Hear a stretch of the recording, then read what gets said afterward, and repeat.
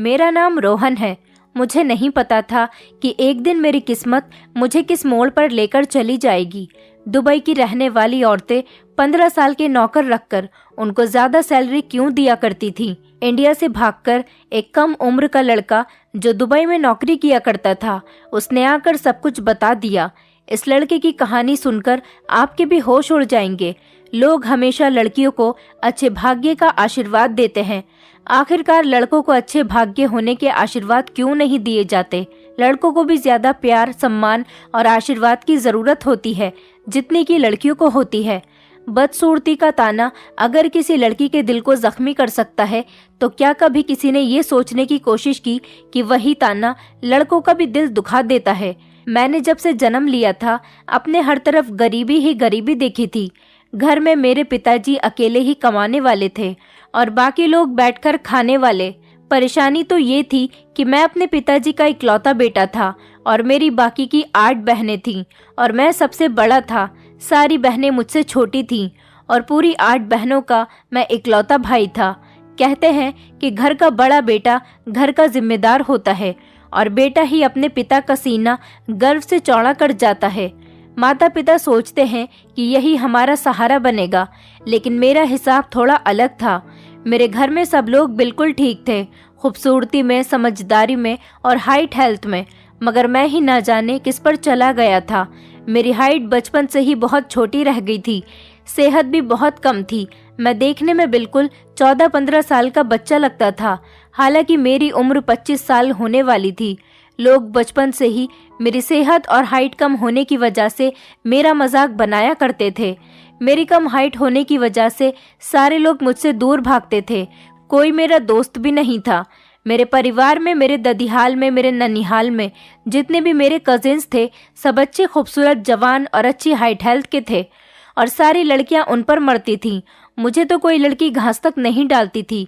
मैंने बहुत पढ़ाई की हुई थी, पढ़ लिख कर ही मैं कोई अच्छी नौकरी हासिल करने की कोशिश करता था, मगर ज़माने में अच्छा मकाम पाने के लिए भी अच्छा दिखने की ज़रूरत होती है। मगर ऐसा तो मेरे भाग्य में ही नहीं था। पढ़ लिख कर जब नौकरी हासिल करने निकला तो पता चला कि काबिलियत से ज़्यादा आपकी पर्सनैलिटी अच्छी होनी चाहिए, तभी लोग आपको पसंद करते हैं और नौकरी देते हैं। मैं एक जगह जॉब के लिए इंटरव्यू देने गया था, तो वहाँ पर पहले से ही 2-3 लड़के मौजूद थे। उनका ऊंचा लंबा कद था और देखने में स्मार्ट थे। उन लड़कों की पढ़ाई कुछ इतनी खास नहीं थी, मगर मेरे मुकाबले वो देखने में बहुत अच्छे थे। इसी बेस पर उन्हें रख लिया गया था। तंग आकर मैंने एक स्कूल में टीचर बनने के लिए सोचा, लेकिन मुझे क्या पता था कि यहाँ पर टीचर की जगह मॉडल रखे जाते हैं। जैसे ही मैंने इंटरव्यू देना शुरू किया तो वहाँ के प्रिंसिपल ने मेरी बहुत इंसल्ट की और कहने लगा, तुम तो खुद देखने में बच्चे से लगते हो, ऐसा लगता है जैसे 10वीं क्लास के स्टूडेंट हो। तुमसे बच्चे हैंडल नहीं हो पाएंगे, वो तुम्हें अपना टीचर नहीं बल्कि अपना क्लासमेट ही समझेंगे। उसकी बातें मेरे दिल को घायल कर गई थी। अगर मेरी हाइट कम थी तो क्या इसमें मेरा कसूर था? मेरा कद 4 फुट 10 इंच था, तो मेरी सेहत कहाँ से बनती? गरीब के घर 2 टाइम का खाना बन जाए, यही बहुत बड़ी बात है। वो दूध, अंडे, फल, सब्जियां, ऐसी चीजें कहाँ से लाएं? अपने इंसल्ट पर मुझे बहुत रोना आ रहा था। मैं अपनी फाइल में अपना मुंह छुपाकर वहां से बाहर निकल आया था और आकर बाहर सड़क के किनारे बैठ गया। सब लोग रास्ते से आ जा रहे थे, लेकिन किसी का ध्यान ज्यादा मुझ पर नहीं जा रहा था। मैं वहां पर बैठकर रो रहा था और रो रो कर अपने दिल को हल्का करना चाहता था। मुझे भगवान से शिकायत होने लगी थी कि उसने मुझे ऐसा क्यों बनाया था। क्या हो जाता अगर वो भी मुझे दूसरे लोगों की तरह अच्छा, स्मार्ट और अच्छी हेल्थ हाइट वाला बना देता, तो मेरी ऐसे इंसल्ट तो नहीं होती। लोग मुझे कहीं भी किसी के भी सामने बेइज्जत कर दिया करते थे। मैं घर में जब अपना मुंह लटका कर जाता था और उनको ये पता चलता था कि मुझे नौकरी नहीं मिली, तो उनका मुंह लटक जाता था और उनकी आंखों में आंसू आ जाते थे, क्योंकि मेरे पिता भी अब बूढ़े हो रहे थे। उनका इकलौता सहारा मैं ही था। मैं अपनी शर्मिंदगी की वजह से अपने पिता से आंखें नहीं मिला पाता था। मैं सड़क के किनारे बैठा हुआ अपनी आंखों पर हाथ रखकर रो रहा था और अपनी किस्मत को बुरी तरह से कोस रहा था, जिसने मेरे भाग्य में सिर्फ आंसू ही लिख दिए थे। लोगों का कहना है कि मर्द रोता नहीं है, मगर लोगों को क्या पता कि मर्द को भी दर्द होता है। वो भी अपनी किस्मत के बुरा होने पर रोता है, लेकिन सबके सामने नहीं रोता। मैं भी छुप छुप कर रो रहा था ताकि मेरी इज्जत रह सके। मैं लोगों के सामने रोकर अपनी फिर से बेइज्जती करवाना नहीं चाहता था। अभी मैं वहां पर बैठा अपने आंसू पोंछ ही रहा था कि मैंने एक आदमी को अपनी तरफ आते हुए देखा। मेरे पास आकर उसने बड़े प्यार भरे शब्दों में पूछा। वो मेरे करीब आकर कहने लगा, क्या हुआ है बेटा, क्यों रो रहे हो? क्या स्कूल के टीचर ने तुम्हारी पिटाई लगाई है या फिर कोई और बात है? वो शायद मुझे स्कूल में पढ़ने वाला बच्चा समझ रहा था। ज्यादातर लोग मुझे बच्चा ही समझा करते थे क्योंकि मेरी हाइट हेल्थ ही ऐसी थी। उसके ऐसा बोलने पर मैं भड़क उठा था और गुस्से से कहने लगा, जी हाँ, मैं 9th क्लास में पढ़ता हूँ और स्कूल के एक टीचर ने मेरी पिटाई लगाई है क्योंकि मेरे पास फीस देने के लिए पैसे नहीं थे। ये बात थी, बस सुन लिया। मैंने अपनी फाइल उठाई और कदम बढ़ाते हुए आगे की तरफ चलने लगा। जो है वो मुझे बच्चा समझ लेता है। क्या मेरी शक्ल इतनी गई गुजरी है कि सब मुझे बच्चा समझ लेते हैं और जिसके जो मुंह में आता है वो कह देता है? ये आदमी मुझे ऐसा भी तो कह सकता था कि क्या हुआ भाई, क्यों परेशान बैठे हो? मैं तो गुस्से में वहां से उठकर चला जा रहा था। तभी अचानक उस आदमी ने मुझे आवाज लगाई और मेरे कदम रुक गए थे। उसने बात ही ऐसी कही थी कि मैं फौरन ही रुक गया था। उसने कहा था कि लो, मुझसे पैसे ले लो, तुम्हें कितने पैसों की जरूरत है, मैं दे देता हूँ। मैंने तो गुस्से में आकर कहा था कि मैं स्कूल में पढ़ने वाला स्टूडेंट हूँ, लेकिन वो तो मेरी बात को सच समझ बैठा था। अब शायद इंसानियत के नाते वो मेरी मदद करना चाह रहा था। मैं पलटकर उससे कुछ कहना चाहता था, मगर उसके बजाय मेरे मुंह से निकल गया कि लगभग 10,000 रुपए की जरूरत है। मुझे नहीं पता था कि ये सब मेरे मुंह से कैसे निकल गया था, मगर उस आदमी ने फौरन ही अपने जेब से पर्स निकाला और अपने पर्स से 10,000 रुपए निकालकर मेरे हाथ पर रख दिए और कहने लगा, मेरा घर यहीं से थोड़ी ही आगे है, मैं यहाँ से गुजर रहा था, तुम्हें रोता हुआ देखा तो सोचा कि पूछ लेता हूँ, न जाने ये क्यों रो रहा है। तुम्हें जब भी मदद की जरूरत हो तो तुम मुझे बता देना। वो तो ये बात कहकर चला गया था, लेकिन मैं शर्मिंदगी की वजह से अपनी नजरें नहीं उठा पा रहा था। वो बेचारा तो मेरी मदद इसलिए कर रहा था क्योंकि उसे लगा कि मैं यहाँ का स्टूडेंट हूँ और मैं परेशान हूँ क्योंकि मेरे पास फीस के पैसे नहीं हैं। अगर उसे पता चल जाता कि मैं एक 25 साल का लड़का हूँ जो अपनी पढ़ाई पूरी होने के बाद नौकरी की तलाश में घूम रहा है, तो यकीनन उसका बिहेवियर मेरे साथ कुछ और ही होता। मैं पैसे लेकर घर गया तो मेरी माँ बहुत खुश हुई थी और जल्दी से घर में खाना बनाने के लिए कुछ सामान लेने चली गई थी। मुझे बड़ा बुरा सा फील हो रहा था कि मैंने किसी से गलत तरीके से मदद ली। अगले दिन फिर से वही आदमी मुझे दोबारा उसी रास्ते पर मिल गया था। उसे देखकर मेरा दिल करने लगा कि मैं उसे सच बता दूं, मगर सच जानने के बाद उसके बिहेवियर के बारे में सोचते हुए मैंने अपने इस इरादे को अपने दिल से निकाल दिया था। वो मुझे देखकर कहने लगा, लड़के, अगर तुम किसी नौकरी की तलाश में हो तो मैं तुम्हें नौकरी दिलवा सकता हूँ। मैं जानता हूँ तुम एक मजबूर लड़के हो और तुम्हें नौकरी की जरूरत है। मैंने चौंक कर उनकी तरफ देखा और हैरत से उनके करीब जाकर कहने लगा, इसका मतलब ये है कि आप जानते हो कि मैं इस स्कूल का स्टूडेंट नहीं हूँ। वो बड़ा हैरान होकर कहने लगा, हाँ, मुझे समझ आ गया था क्योंकि तुम्हारे कंधों पर स्कूल बैग नहीं था, बल्कि तुम्हारे हाथ में इंटरव्यू की फाइल थी। मैंने शॉक्ड होकर उनसे पूछा, सब कुछ जानते हुए भी आपने मेरी मदद क्यों की? वो कहने लगा, कल मैं तुम्हारे काम आ गया था, हो सकता है कि आने वाले कल में तुम भी मेरे काम आ जाओ। मैंने कहा, क्या मतलब है आपका? मैं आपके किस तरह से काम आ सकता हूँ? वो कहने लगा, मतलब को छोड़ो, ये बताओ तुम नौकरी की तलाश कर रहे हो ना? मैंने कहा, जी, मैं हर काम करने के लिए तैयार हूँ। जैसा काम आप मुझे दिलवाओगे मैं वैसा ही काम कर लूँगा। वो आदमी कहने लगा कि मेरा नाम अनूप है और मैं एक ऑटो रिक्शा वाला हूँ। मेरा एक दोस्त है, उसने मुझे बताया था कि उसे दुबई में काम करने के लिए लड़कों की ज़रूरत है। ऑटो की कमाई से मेरा घर परिवार तो अच्छा चल रहा है, लेकिन ऑटो को खरीदने के लिए भी पैसे होने चाहिए। तुम्हारे पास तो शायद अपना ऑटो खरीदने के लिए भी पैसे नहीं होंगे, इसीलिए मैंने सोचा कि तुम्हें इस दुबई वाली नौकरी के बारे में बता दूं। मेरा दोस्त तुम्हें अपने साथ लेकर जाएगा, बल्कि वहां पर तुम्हें काम भी दिलवा देगा और तुम्हारे जाने के खर्चे की जिम्मेदारी भी वही उठाएगा। उस आदमी की ये बात सुनकर तो मैं बहुत खुश हो गया। उसने बताया कि लेकिन एक शर्त है। मैंने खुश होते हुए पूछा कि कैसी शर्त है। मैं अपने मन ही मन सोचने लगा कि कोई ऐसे बैठे बिठाए दुबई जाने का मौका मिल रहा हो तो कोई पागल ही हो सकता है जो इनकार करेगा। हिंदुस्तान में रहने वाले ज्यादातर लोग चाहते हैं कि वो विदेश में जाकर काम करें।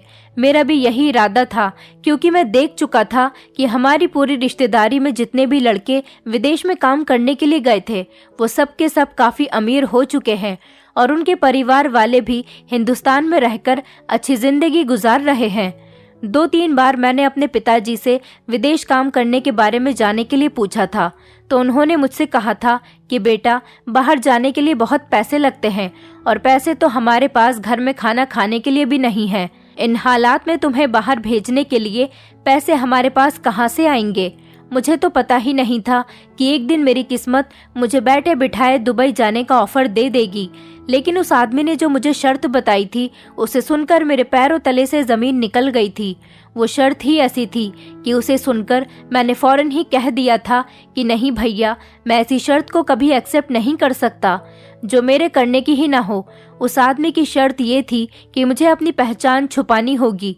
जब मैंने इस बात का मतलब पूछा तो वो कहने लगा कि तुम दुबई में जाकर अच्छी कमाई कर सकते हो, जिससे तुम्हारी जिंदगी बदलकर रह जाएगी और तुम्हारे घर के हालात भी बहुत अच्छे हो जाएंगे अगर तुम वहां जाकर अपनी उम्र 15 साल बताओ तो। लेकिन किसी को ये बात पता नहीं चले कि तुम्हारी उम्र 25 साल है और तुम एक मैच्योर लड़के हो, वरना तुम्हें वहां पर नौकरी नहीं मिलेगी।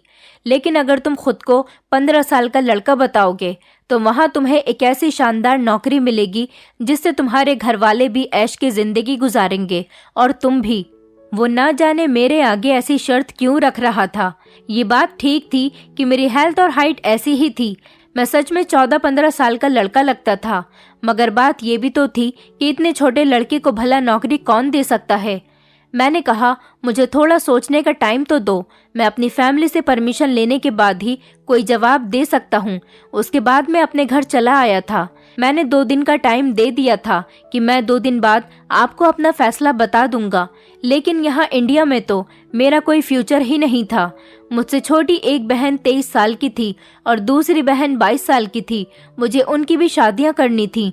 सारी बहनों की शादी की जिम्मेदारी मेरे सर पर ही थी। मेरी बहनों का रिश्ता भी लग नहीं पा रहा था, क्योंकि लोगों को पता था कि मैं अपनी बहनों को ज्यादा दहेज नहीं दे सकूंगा। उनकी उम्र शादी की हो रही थी। मैं अपनी बहनों से बड़ा था, लेकिन मेरी शादी की तो दूर दूर तक उम्मीद ही नहीं थी। इसीलिए पहले मुझे अपनी बहनों की ही शादी के बारे में सोचना था। घर के हालातों को देखकर मैंने फैसला कर लिया था कि जैसा वो आदमी कह रहा है मैं वैसा ही कर लूँगा। और सुबह जाकर मैंने उस आदमी से कहा कि तुम जो कहोगे वैसा ही होगा, मैं नौकरी करने के लिए तैयार हूँ। अपने घर वालों से मैंने झूठ बोल दिया था कि मुझे एक अच्छी कंपनी वालों ने दुबई में बुलाया है। अब मैं उन्हें अपने काम के बारे में क्या बताता, जबकि मुझे खुद ही नहीं पता था कि मुझे वहाँ पर जाकर क्या काम करना है। फिलहाल कुछ दिनों बाद मैं दुबई चला गया था। उस आदमी ने कहा था कि तुम्हें वहाँ पर मेरा दोस्त लेने के लिए आ जाएगा और काम की भी सारी डिटेल वही बताएगा। आखिरकार काफ़ी इंतज़ार करने के बाद एक हट्टा कट्टा सा आदमी मेरे पास मुझे लेने के लिए आया था और कहने लगा, चलिए मेरे साथ, मैं आपको लेने आया हूँ।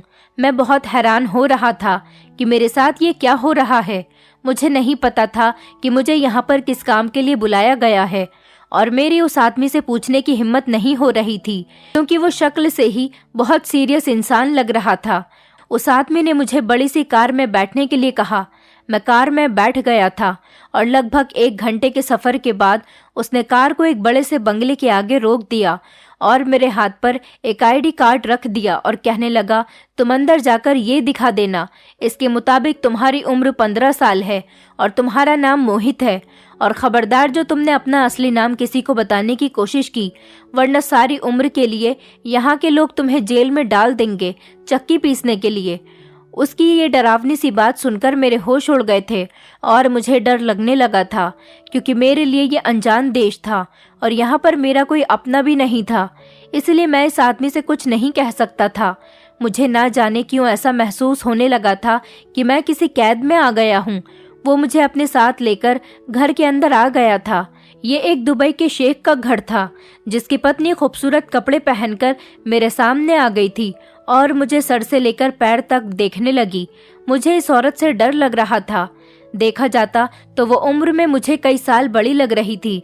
लगभग वो 35 साल की होगी, लेकिन उस टाइम मुझे थोड़ी एक्टिंग करनी थी ताकि उसे लगे कि मैं 15 साल का एक नाबालिग बच्चा हूँ। वो आदमी जाते जाते मुझसे कहकर गया था कि अब तुम्हें यहीं पर रहना है।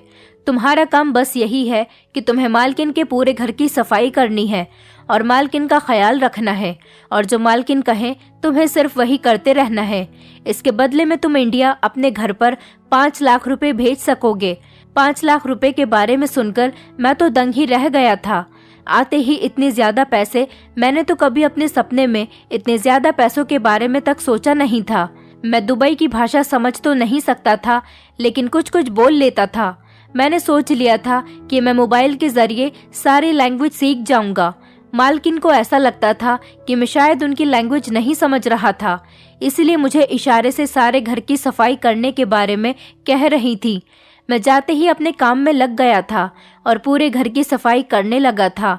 मैं दिल लगाकर अपना काम करता था और मन ही मन सोचने लगा कि इंडिया में बैठे लोगों के लिए बाहर के देश की दुनिया एक फैंटेसी जैसी होती है। इनको क्या पता कि घर के बाहर जाकर क्या क्या करना पड़ता है और कितनी मुश्किलों का सामना करना पड़ता है। अब मैं इतना पढ़ा लिखा होकर भी यहाँ पर नौकर बनकर रह गया था। फिलहाल मुझे तो पैसे अच्छे मिल रहे थे। इसके बाद उस औरत ने मुझे स्टोर रूम की सफाई करने के लिए कहा था। वो शेख की पत्नी, मतलब मेरी मालकिन, बहुत खूबसूरत औरत थी। 35 साल की होने के बावजूद भी वो बिल्कुल 20 साल की जवान लड़की लगती थी। ये बात मुझे बाद में पता चली कि उसका पति महीने में सिर्फ एक दिन के लिए ही उसके पास आता है, क्योंकि वो अपने पति की चौथी पत्नी थी। शेख लोग तो वैसे भी कई कई शादियां करते हैं, लेकिन मुझे अपने मालकिन की हरकतें बहुत अजीब सी लगती थीं, क्योंकि नॉर्मल दिनों में तो वो बहुत अच्छे तरीके से तैयार हुआ करती थीं, लेकिन जिस दिन उसका पति आता था वो अपनी हालत अजीब सी बना लेती थी। सिंपल से कपड़े पहन लिया करती थी और बिना मेकअप के ही घर में घूमती फिरती थी। मुझे मालकिन के इस बिहेवियर का कुछ भी समझ में नहीं आता था और मैं यही सोचता था कि ना जाने वो ऐसा क्यों करती हैं। घर में मेरे अलावा और कोई नौकर भी मौजूद नहीं था जिससे मैं उनका ऐसे करने की वजह पूछ लेता। फिलहाल जब मालिक आता तो मालकिन खाना भी अपने हाथ से ही बनाया करती थी। इसी तरह से महीने के 2 दिन मुझे खाना भी नहीं बनाना पड़ता था और मैं बिल्कुल फ्री ही रहता था। मालिक के सामने मालकिन मुझे काम भी कम बताती थी और मैं बाहर घूमने फिरने भी चला जाता था। तभी मेरी मुलाकात एक लड़के से हुई जिसका नाम सौरभ था। सौरभ 15 साल का लड़का था। वो बहुत भला और मासूम सा लड़का था जो मेरी तरह ही इंडिया से यहाँ दुबई काम करने के लिए आया था। उसी के थ्रू मुझे पता चला कि यहाँ का उसूल है कि यहाँ की औरतें सिर्फ 10 साल से लेकर 15 साल तक के लड़कों को ही काम पर रखती है। ऐसा क्यों था, इस बात का जवाब मुझे सौरभ नहीं दे सका था, क्योंकि जवाब उसके पास भी नहीं था। वो मेरा बहुत अच्छा दोस्त बन गया था और कभी कभी हम एक दूसरे से अपने दिल की बातें भी शेयर कर लिया करते थे। मेरी मालकिन तो मुझे बच्चा समझती थी, इसलिए वो मुझसे कभी कभी अपना सर और हाथ पैर भी दबवा लिया करती थी और कभी कभी तो कमर की मालिश भी करवा लेती थी। एक पराई औरत को छूते हुए मुझे बड़ी शर्म आती थी, मगर फिर मुझे अपनी पहचान के बारे में याद आ जाता था कि मैं कौन हूँ। मेरी पहचान तो यहाँ पर कुछ और है। अभी तक तो सब कुछ ठीक ही चल रहा था और मैं अपनी नौकरी से बहुत खुश और बेफिक्र था और अपने घर पर भी हर महीने पैसे भेजता रहता था। लेकिन कुछ दिनों बाद मुझे पता चला कि यहाँ पर कुछ तो गड़बड़ है, क्योंकि मालकिन कभी कभी मुझे एक सफ़ेद रंग का बैग देती है और कहती है कि जाओ ये बैग नीचे वाले फ्लैट नंबर 5 में जाकर दे आओ। मेरी मालकिन मुझे अपनी टूटी फूटी भाषा में बात समझा दिया करती थी और मैंने भी कभी ये जाहिर नहीं किया था कि मैं उनकी भाषा को समझ लेता हूँ। मुझे ये जानने की पड़ी रहती थी कि आखिर इस सफ़ेद रंग के बैग में क्या होता है, मगर जाहिर सी बात है मैं इस बारे में अपनी मालकिन से नहीं पूछ सकता था। एक दिन मुझे सौरभ मिला था तो पता चला कि वो भी नीचे के फ्लैट नंबर 5 में ही काम करता है। मैंने उससे इस सफ़ेद रंग के बैग के बारे में पूछा कि तुम्हें कुछ पता है कि इसमें क्या होता है।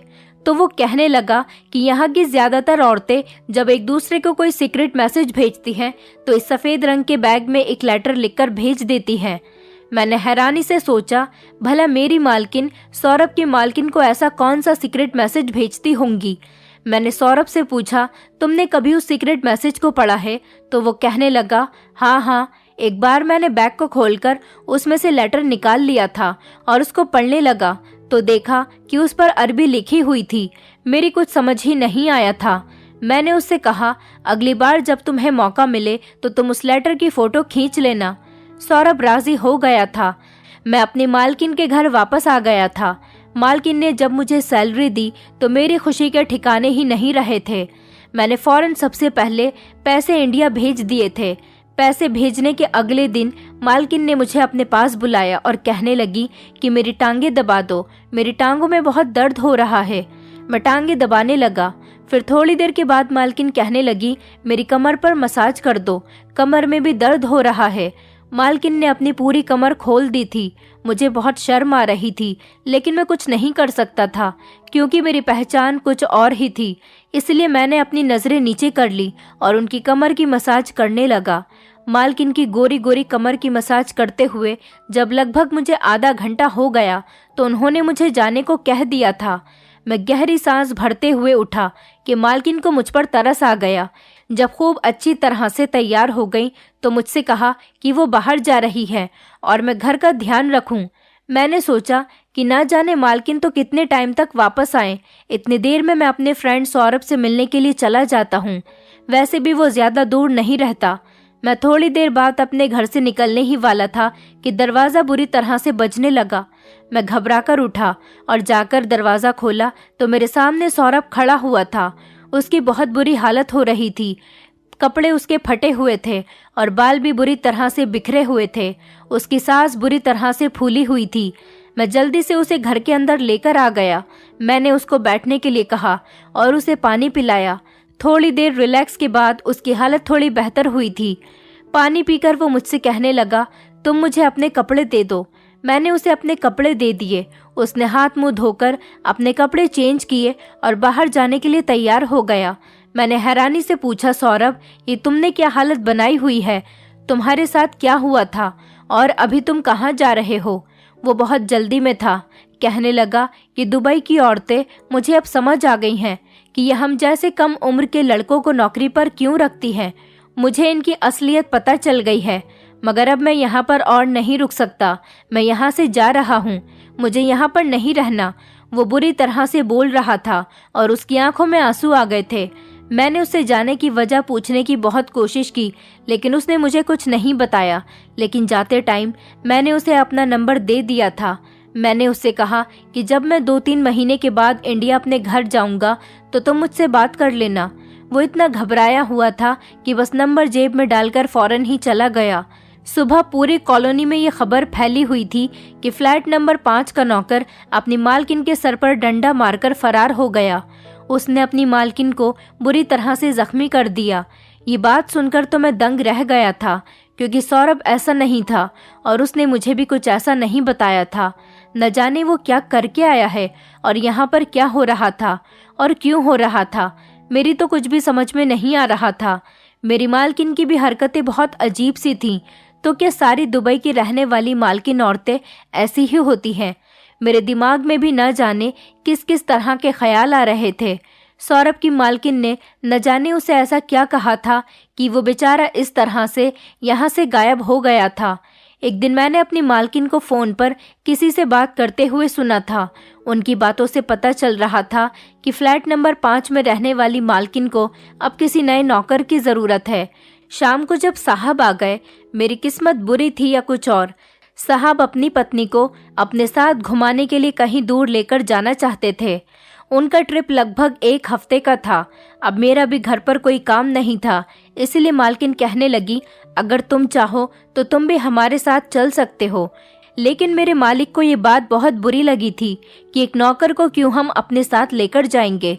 वो कहने लगे कि कोई ज़रूरत नहीं इसको साथ ले जाने की, इसको यहीं पर ही रहने दो। मगर मालकिन जाते जाते मुझसे कहने लगी कि तुम ऐसा करो, फ्लैट नंबर 5 में चले जाओ, उनकी मालकिन को नए नौकर की ज़रूरत है। जब तक हम घर पर नहीं आते तब तक तुम उनके साथ रहो और उनके घर का काम करो। मैं जाना तो नहीं चाहता था मगर मजबूर था। मैं जाते हुए बहुत डर रहा था कि वहाँ सौरभ के साथ पता नहीं क्या हुआ होगा, जो वो बेचारा यहाँ से भाग गया। मैं फ्लैट नंबर 5 वाले घर में चला गया था। इस घर की मालकिन की उम्र लगभग 45 साल की लग रही थी और वो शक्ल से बस नॉर्मल से ही थी, ज़्यादा खास नहीं थी। वो औरत मुझे देखते ही कहने लगी, आज के दिन तुम मेरे मेहमान हो, आज का दिन मेरे लिए बहुत स्पेशल है। कल से तुम अपने काम पर लग जाना। आज तुम्हें मेरे साथ टाइम स्पेंड करना है, आज तुम्हें मेरे साथ टाइम स्पेंड करना है। मैं डरते डरते उनके लिए खाना लगाने लगा। वो बहुत अजीब तरह की औरत थी। वैसे तो मैंने अब तक जितनी भी दुबई में रहने वाली औरतें देखी थी, सारी की सारी अजीबो गरीब आदत वाली औरतें थीं। न जाने उनकी किस किस तरह की अजीब हरकतें थीं, मगर इस फ्लैट नंबर 5 वाली मालकिन को देखकर तो मैं बड़ी बेचैनी सी महसूस करने लगा था। न जाने मुझे क्यों उसे देखते ही एहसास हुआ कि कुछ ठीक नहीं है, ज़रूर कुछ न कुछ तो गड़बड़ है। खाना खाते हुए वो औरत बड़ी अजीब सी हरकतें कर रही थी। उसने मुझे अपने पास बैठने के लिए कहा तो मुझे मजबूरन उसके करीब में चेयर पर बैठना पड़ गया।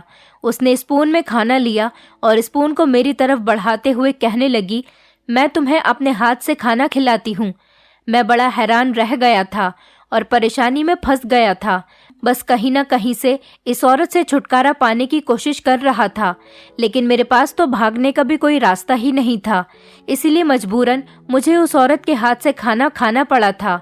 नाश्ता करने के बाद मैंने टेबल पर रखे हुए बर्तन उठाना चाहे तो उसने मुझे रोक दिया और कहने लगी, मैं खुद कर लेती हूँ, तुम आज बस आराम करो। मैं अंदर ही अंदर घुटन महसूस करने लगा था कि ये किस तरह की औरत है जो नौकर को आराम करने के लिए कह रही है और खुद सारा काम कर रही है। मैंने अगले दिन घर का काम करना चाहा तो भी उसने मुझे रोक दिया। अब तो मुझे इस औरत पर भी शक होने लगा था कि ये मुझसे घर के काम क्यों नहीं करवा रही और आखिर इसने मुझे अपने घर में क्यों बुलाया है। मेरे पास सौरभ का नंबर भी नहीं था, वरना मैं उसे इस बारे में उसे फ़ोन करके पूछ लेता कि वो यहाँ से क्यों गया था। रात को मैं किचन में खड़ा हुआ पानी पीने लगा तो देखा कि वो मैडम किसी से वीडियो कॉल पर बात कर रही थी। मैंने बड़ा हैरान होते हुए आगे होकर देखा तो शॉक्ड रह गया था। स्क्रीन पर वही ऑटो वाला आदमी नजर आ रहा था जिसने मुझे यहाँ पर भेजा था। मैंने साइड से खड़े होकर बात सुनने की कोशिश की कि वो आदमी क्या बात कर रहा है।